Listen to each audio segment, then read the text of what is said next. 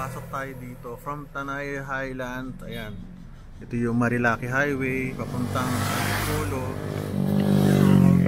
Papuntang Quezon. From Manila kayo, nasa right side siya. Pasukin natin. Welcome to Tanay Highland. Sa yun ng Marilaki Highway. Papasok tayo dito. Nung sa araw, nag-ano na ako dito. Nag-vlog. Ang problema, gabi. Ito yung pinupuntahan ng karamihan ng mga nakamotor. Mga tuwing Sunday. Naku, punong-puno ito. Pakita ko lang sa inyo kung gaano kaganda. So, ito bubuuan sa inyo. Ano? Ang ganda. Galing yung may-ari nito. Ito yung parang pinaka-kitchen nila.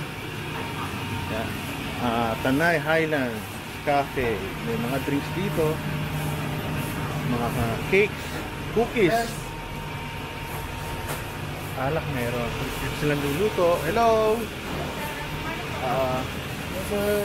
Dito ako kagabi. Ang dilim eh. Wala akong makita eh. Kaya ngayon ako nagbablog. Ayan. Ang kainan. Nilang. Good morning.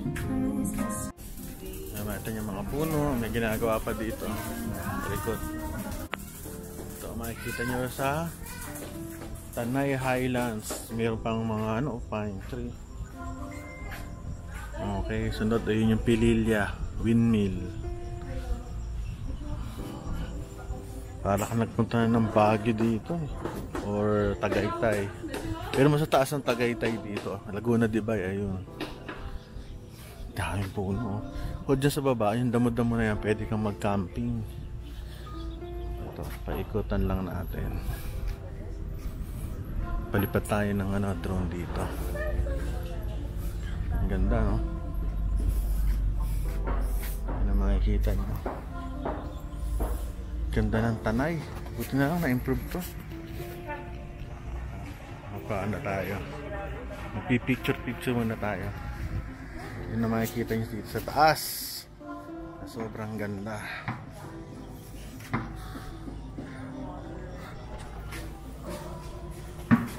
Papakita lang natin to ating mga sa baba.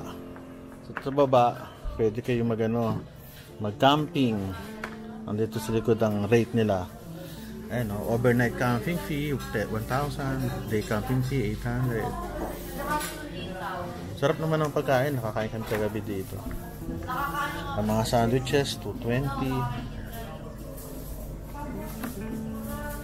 rice meal 300, pag breakfast 275. Okay na yan, ganda naman ng lugar eh. Tinan nyo naman pwede na yan, native garlic longganisa 275, iced tea 120, pwede na.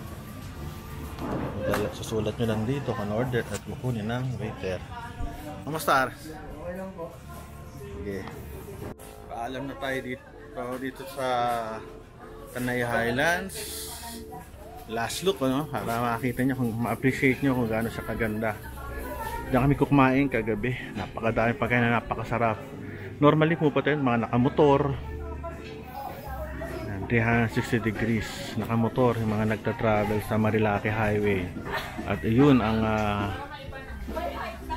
Pililya Windmill. Ito yung mga restaurant naman ito. So, ito lang. Thank you sir, thank you for visit.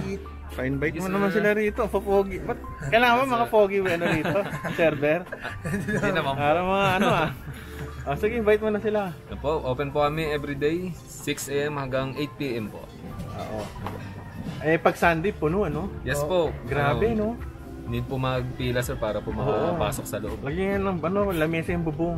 Sa susunod sir. Ano ba pinakamasarap dito ang pagkain ng madalas binibili? Sir, pork ribs saka Macau. Yung pork ribs? Opo. Tsaka Lechong Macau po. Lechong Macau. Sige. Magkano more or less yung 300 po sir. Parehas po sila. Kaya, anyway, kung masarap naman, di ba? Yes po, masarap naman po. Oo, tsaka isa pa, yung mga angkas, makakita ng mga gwapo dito, dalawa.